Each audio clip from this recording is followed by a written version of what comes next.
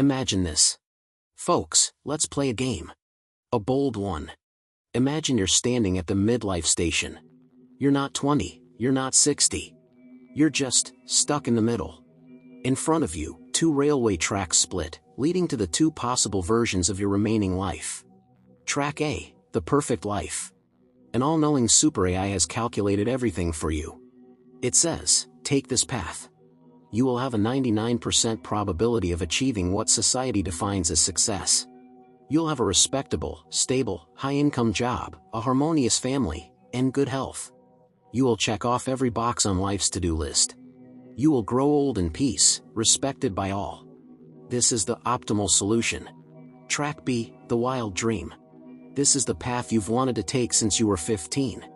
Maybe it's traveling the world, writing a novel no one will read, or opening a bookstore that's destined to fail. The AI tells you, take this path. You have only a 5% chance of success and a 95% chance of ending up broke, alone, or even completely destroyed. However, on this path, your passion index will be at 100% every single day. You stand there, sweating. You ask the AI, so, which one should I choose? The AI's electronic eye flashes a cold blue and gives you the most terrifying answer possible, calculated by happiness expectancy value, that is, probability of success times degree of happiness, these two paths. A equals B. They are perfectly equivalent. Please choose. You're frozen.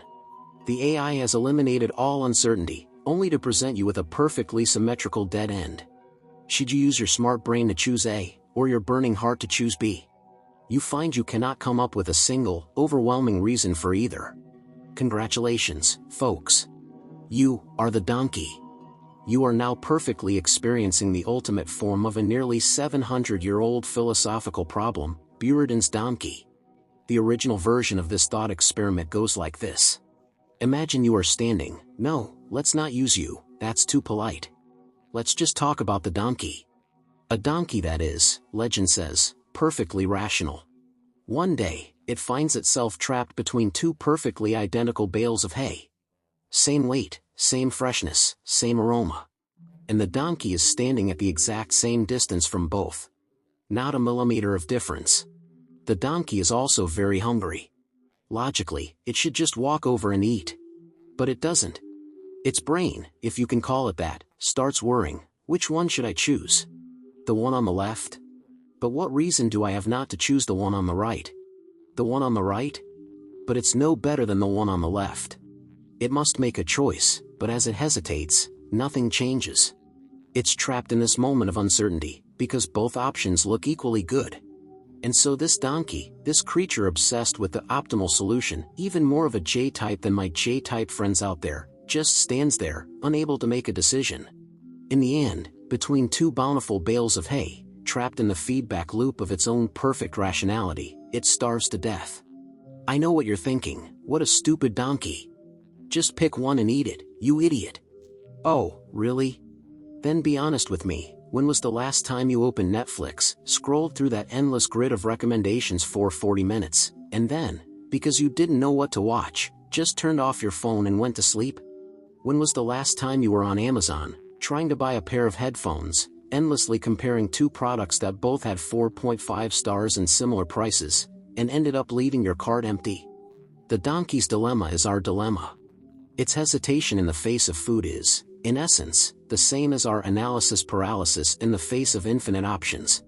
But folks, we're not here today to solve this problem. We're here to dissect it. Have you ever wondered why we are so fascinated by this story of a stupid donkey? You think it's empathy? You think it's, oh, choosing is hard, I'm just like that? No. It's because this story perfectly glorifies our modern era's spiritual impotence. We're not stuck. We are addicted. We are addicted to the act of analyzing itself. Why are we addicted? Because analyzing makes us feel rational, smart, and in control. You open that Excel spreadsheet. You list 20 pros and cons for A and B. You assign them scores, you calculate the weights. In that moment, who do you feel like? You feel like a CEO. A general mapping out a war. You feel very sophisticated. But you're only feeling. You haven't done a single thing. This analysis paralysis isn't a bug. It's a feature, one that's been deliberately designed into the operating system of, well, especially those of us who pride ourselves on being smart. That feature is called self-protection. Think about it. As long as I am still analyzing, I remain in the illusion of control. As long as I am still analyzing, I never have to face the risk of making a choice. And most importantly, as long as I am forever in the process of analyzing, I never have to take responsibility for the consequences of a failed choice. That is the dirty little secret behind analysis paralysis. We're not afraid of choosing wrong. We're afraid of being responsible for choosing wrong. We're not afraid A or B is bad. We're afraid that if we choose A, and B might have been better, that feeling of regret will eat us alive. So, we prefer to do nothing. We pretend to be that rational donkey, trapped by objective circumstances. We point at the donkey and say, "Look, how sad, it has no choice." We're really saying to ourselves, "Look, how sad, I have no choice. It's not my fault."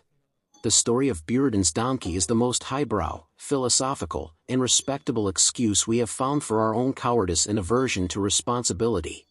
It allows us to stand perfectly still and slowly starve to death. If you folks like this feeling, this popping of the blister, this pulling out of the little secret thoughts you didn't even know you had, you've come to the right place.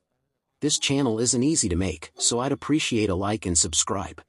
We all thought this donkey died of rationality. But for centuries, we may have gotten it all wrong. This donkey didn't die of intelligence. It died of fragmentation. This isn't a story about choice at all. Alright, folks. Let's put this donkey on the autopsy table. We're about to expose the two great lies at the heart of this 700-year-old parable. The first lie, and the biggest one, a rational donkey? Folks, have you ever really thought about that phrase? An absolutely rational donkey. Don't you think that, in itself, is the biggest joke in the world? Let's run an experiment. Right now. Go to a farm, get a real, living, breathing donkey. Starve it for 3 days. Then, set up 2 identical bales of hay. Use a laser rangefinder to ensure the distance is perfect. What do you think will happen? Will the donkey starve to death? It will look at you like you're an idiot. And then, it will randomly walk to one of the bales and start eating. Why? Because it's a donkey. It's a life form. And what is the base operating system of a life form? Is it rationality? Is it the pursuit of the optimal solution? No. It's survival. It's if I'm hungry, I eat. If I'm thirsty, I drink. If there's danger, I run. A real donkey doesn't need a reason. Hunger is the one and only, all-powerful reason it needs. And even if we assume this perfect physical symmetry could exist, life itself is anti-symmetrical. The donkey might suddenly sneeze, and a little more spit lands on the left bale. The left one is moister. I'll take it. A fly might buzz by its right ear. Damn it, the fly is on the right. I'm going left. Its left hind leg might suddenly get an itch. It twitches, and its body unconsciously shifts 0.01 degrees to the right. Oh, the right one is closer now. I'll eat that. You see? Life itself is the variable that breaks the symmetry. A real donkey would never starve. Only in a philosophical paper, only in the vacuum of a pure concept laboratory, would the idea of a donkey starve. Okay. This leads us to the second, and much more painful, lie. Lie number 2, we are the donkey. In part 1, we said, oh, we're all that donkey. No. Folks, we got it wrong. We are not the donkey. We are the humans who invented the story.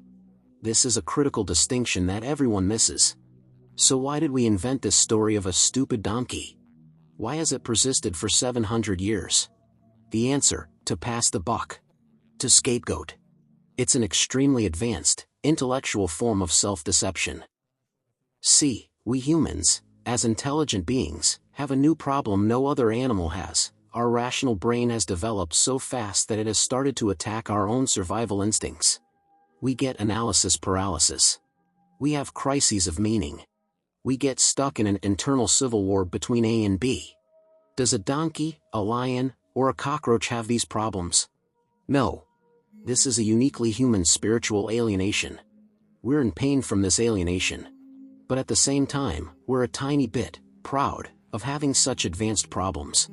So, we need an outlet. We invent Buridan's donkey. We project our own absurd state, being stuck because we think too much, onto an animal. And then we stand aside, point at it, and laugh. Look at that donkey. How stupid. It's starved to death between two bales of hay. Hilarious. We laugh at its stupidity while we complacently continue our own advanced paralysis over 2 job offers, 2 dating profiles, 2 ways of life. We absolve and rationalize our own impotence, paralysis, by belittling an imaginary other, the donkey. This story isn't a warning to us, don't be like that stupid donkey. It's a story that mocks us. Look at you, the so-called rational humans. You have managed to live yourselves into a concept, an idea of a stupid donkey that's lost its own survival instincts. A real donkey lives in reality. It uses its senses, its hunger, its instincts, to experience the world. And we, the smart modern humans, we live in the model. Our brains are full of $A versus $B spreadsheets, full of optimal solutions, cost-benefit analysis, and expectancy values. We are trying to live a perfect life inside the model. And we forgot. Life itself happens outside the model. The real donkey doesn't need to choose. It just needs to act. This is a horror story about alienation. We know the donkey is our spiritual alienation personified. So, folks, what are those 2 fatal, perfectly symmetrical bales of hay that killed it? Alright, folks. Pay attention. This is the real meat of the sermon tonight. The most toxic, and the most nourishing, part. Those 2 bales of hay, they aren't 2 job offers. They aren't 2 phones. They are 2 versions of you. They are your 2 clashing identities. First, let's look at the bale on the left, Bale A. This bale has a name. It's called the prescribed self. The should-be self. It is your social mask, your persona. It's the good child in your parents' eyes, the good student to your teachers, the good employee to your boss.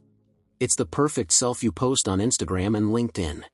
It's the ultimate form of rationality. It's built from a long list of correct logic and should commands. You should go to a good college. You should get a stable, respectable job. You should get married by 30 and have kids by 35. You should buy a house, buy a car, get promoted. Is this bale of hay good? It's great. It looks golden, plump, and nutritious. It gives you safety, order, and approval from everyone. If you eat it, you can live a respectable, controllable, stable life in this society. The only problem with this hay is that it has no taste. It's like the highest grade nutrient paste. It keeps you alive, but you don't feel alive. You feel like a machine perfectly executing its code. Now, let's look at the bale on the right, Bale B. This bale also has a name. It's called the desired self. The want-to-be self. It is your inner desire. Your instincts, your passions, all your unreliable dreams. It's that voice at 3 a.m. that shakes you awake and asks, is this it? It's the ultimate form of sensation. It's built from a long list of wild, irrational impulses. I want to quit my job and travel the world. I want to be a damn artist/guitarist/baker. I can't stand this stability anymore, I just want to live. Is this bale of hay good? It's also great. It looks messy, chaotic, maybe even dangerous. There might be scorpions hiding in it. But it gives off a fatal, primal aroma. It gives you vitality, meaning, and the real, burning sensation of being alive. The only problem with this hay is that it's dangerous. If you eat it, you might be bankrupt tomorrow. You might be laughed at by everyone. You might crash and burn. Now, do you see it? We are the donkey. We're not choosing between 2 options. We are standing in the middle of 2 selves. And we, this modern donkey, have been educated, or, let's say, cursed, by our own rationality to believe. You must choose one. Your rationality tells you, you cannot be both, and that is a contradiction. You can't be both a serious Wall Street banker and a wild rock and roll guitarist. You can't be both a responsible good mother and a free-spirited explorer. You can't have both the stability of A and the passion of B. Your rationality, this damned rationality, only gave you an either/or program. It told you that your life must be logically consistent. And so, the donkey gets stuck. Let me tell you a true story. I know a guy, let's call him Mark. Mark is the perfect specimen of this modern donkey. By day, Mark is a Wall Street elite. He is the personification of Bale A. He's an Ivy League grad. His Excel models are works of art. He's logical, precise, respected. He lives in a perfect apartment, drives a Tesla, drinks $50 green juice. He is successful, wealthy, and he is as hollow as a black hole. He has severe insomnia and anxiety. At night, when he gets back to that perfect apartment, he does one thing. He deadbolts the door, draws all the curtains, and pulls a worn-out guitar case from under his bed. Inside is a beaten-up Fender guitar. This is his Bale B. The second his fingers touch the strings, he's no longer Mr. Mark. He comes alive. His face, his breathing, his entire energy changes. That 1 hour is the only hour of his day that he is truly alive. Mark's life is a donkey, standing between A, Wall Street, and B, the guitar. He needs both bales to live. But his rationality, the one we've all been trained with, tortures him. Every single day. You must choose one. Look at you, you're a hypocrite. You're fragmented. This is inconsistent. A real banker doesn't waste time on this hippie nonsense. A real musician would despise a capitalist pig like you. Mark has been tortured by this either/or ultimatum for 10 years. He spent a decade analyzing. Should I quit? What if I fail as a musician? Fear of B's risk. Should I sell the guitar and just focus on my career? Fear of A's emptiness. He wants both. But his rationality only gave him the either/or program. The result? Folks, he didn't starve to death. We don't starve, physically, in the 21st century. We starve spiritually. Mark became a walking corpse. He's no longer a passionate banker. He's no longer a financially savvy musician. He became a paralyzed analyst. He has neither the security of A nor the joy of B. All he has left is the paralysis itself. That, folks, is the Buridan's donkey of our time. That is the truly terrifying, modern metaphor. We are not starving to death in the face of choice. We are starving to death. Amid a failure of self-integration. In the idiotic obsession that I must be logically consistent. In the lie of either/or. We have lost the hunger of the soul. We are, spiritually, starving to death. So, is there any hope for Mark? Is there any hope for us, this herd of modern donkeys stuck between our own A's and B's? To find out, we have to go back to that dark, primal room, to the very moment that donkey is about to die. But this time, we're not watching a philosophical debate. We're going to watch a rebellion. Buridan, let's call the donkey Buridan, he's standing there. He's been standing for 3 days and 3 nights. His rationality, the king that sat on the throne of his mind, has collapsed. The king is now a ghost, screaming in his ear. Why the left? What's the reason? You have no reason. Why the right? Where's the proof? You have no proof. His mind is a white void, filled only with these two voices tearing each other apart. He is simultaneously attracted to A and B, and simultaneously nailed to the floor by that ghost demanding an optimal solution. He's hungry. But the instinct of hunger has been suppressed by the screaming of rationality. His legs start to tremble. Not from hunger, but from pure spiritual exhaustion. He can't stand anymore. He's dying. He despairs. He completely gives up on choosing. To hell with A. To hell with B. To hell with the reason. He gives up on thinking. He prepares for death. And right at that moment, at the very instant he completely surrenders choice, abandons thought, and prepares for the void, an unexpected action occurs. He doesn't walk to A. And he doesn't walk to B. His hind legs, in a moment of total exhaustion, suddenly buckle. He takes a step backwards. Or, rather, he staggers back, nearly falling over. You might be saying, a step back? He's still stuck, what's the difference? No. Folks, you are underestimating this action. This move, it's not a choice. It's a metaphor. This is the key psychological insight I'm giving you tonight.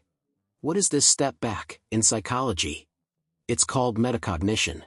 Or, to use a more streetwise term, disidentification. What does that mean? Look, when the donkey is trapped by the thought, should I choose A or B?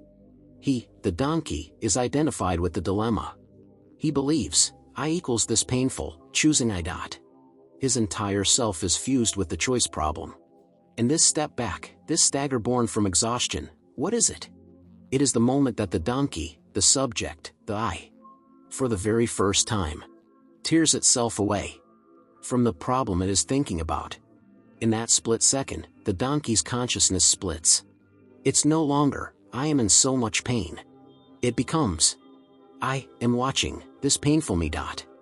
I, the deeper consciousness, am watching my brain, the ghost, as it tears itself apart over A and B.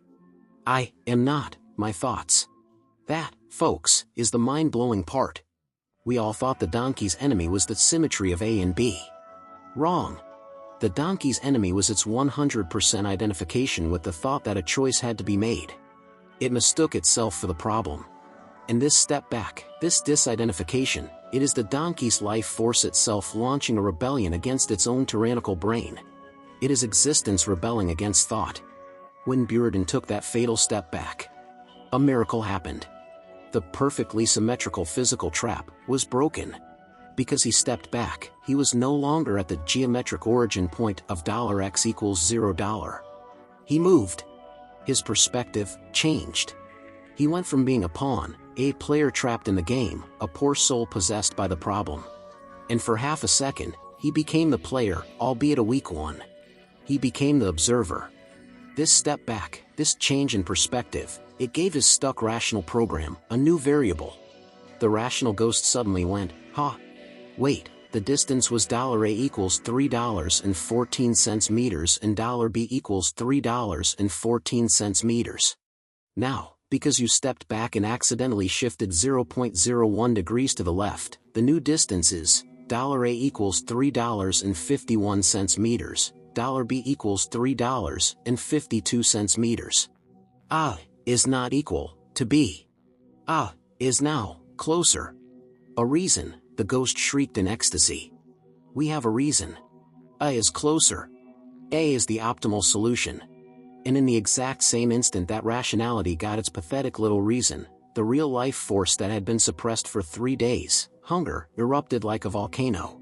Buridan's eyes turned bloodshot. He was no longer thinking about A and B.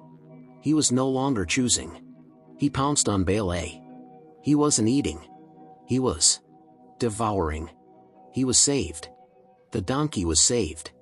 He survived. He devoured Bale A, the prescribed self. He's a successful donkey now. He followed the rational guide. I was closer, he's full, he's safe. But folks, do you really think he's won? The donkey, full of Bale A, lets out a burp. He looks into the distance, at Bale B. That Bale of the desired self. That Bale representing passion, dreams, and irrationality, is still standing there. If this donkey, satisfied, just turns and walks away, what does he become? He becomes a successful, but malnourished donkey. He solved the survival crisis. But he did not solve the fragmentation crisis. He fed his rational self, but his emotional self, his want-to-be self, is still starving. He will spend the rest of his life, chewing the cud of Bale A's security, while forever and ever, looking over his shoulder at the what-if of Bale B. He went from being a paralyzed living corpse, to being a regret-filled survivor. You call that a victory? So, folks, you ask, what should he really do? He ate Bale A. He's alive. What's the next move? The real solution, and this is the most mind-blowing part of the night. After the donkey finishes Bale A, he shouldn't leave. He should, slowly, and deliberately, walk over to Bale B. And eat that one, too. Wait. I can hear your rational ghost screaming. That's illogical. That's just greed. That's the childish I want it all fantasy. No. Folks, you've been tricked by the either/or program again. That's not greed. That's wholeness. That's integration. Why did those two bales have to be either/or? Who made that stupid rule? The rational ghost did. Societal conditioning did. That mental straitjacket that says you must be logically consistent did. But the logic of life is not A or B. The logic of life is A and B. Life is a synthesis of contradictions. You need the rational Bale A to help you survive, to build your skeleton. You also need the passionate Bale B to help you live, to fill you with flesh and blood. If you only eat A, you're a walking skeleton, like Mark. If you only eat B, you're a puddle of mud that can't stand up. Whichever one you skip, you will be spiritually malnourished. So, the donkey's ultimate awakening isn't, which one should I choose? It's, my God, both of these are my food. Okay, back to Mark's story. What should he do? Quit his job to play guitar, B? And end up broke and hating himself for being stupid? Or sell his guitar to focus on finance, A? And end up with insomnia, rich at 40, but spiritually dead? That's either slash or donkey thinking. The true king's solution is to eat both bales. It's integration. He must use A to nourish B. He should use the money he makes from finance, A, to buy the best guitars, hire the best teachers, rent the best studio, to fund his unreliable music dream, B. He should use his rational project management skills from A, to manage his music career, B. And, he must use B to inform A. He should use the passion, creativity, and humanity from his guitar playing, B, to inject back into his cold finance job, A. He's no longer a hollow analyst. He's a banker who understands art. Maybe he starts an art investment fund. Maybe he becomes the best investor for the music industry. He uses the soul of B to ignite the body of A. You see? This isn't balance. Balance is static. It's 50% A and 50% B. It's two half-selves that are still divided. This is integration. It's dynamic. It's A and B and B and A. They are no longer enemies. They become a symbiosis. $1 plus $1 $2. Folks, this is the only way out of this ancient parable for us today. How do we, in our lives, proactively take that step back and proactively integrate? I'll give you one life-changing tool. A little J-type satisfaction tool. Stop the either slash or what slash if mindset. What if I choose A, I'll lose B? What if I choose B, I'll mess up A? This is the donkey's dead-end loop. Start the integration, how slash and mindset. Next time you're stuck, ask yourself this question. How can I get the benefit of A and get the benefit of B? How can I both be a responsible parent, A, and maintain my personal career ambitions, B?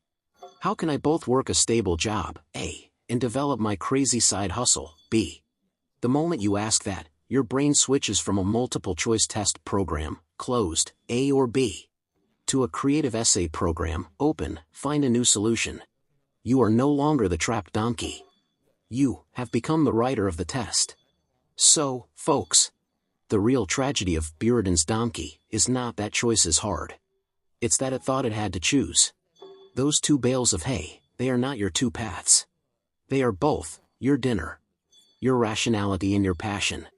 Your responsibility and your dreams. The you that you should be and the you that you want to be. They are not enemies. They are not either slash or.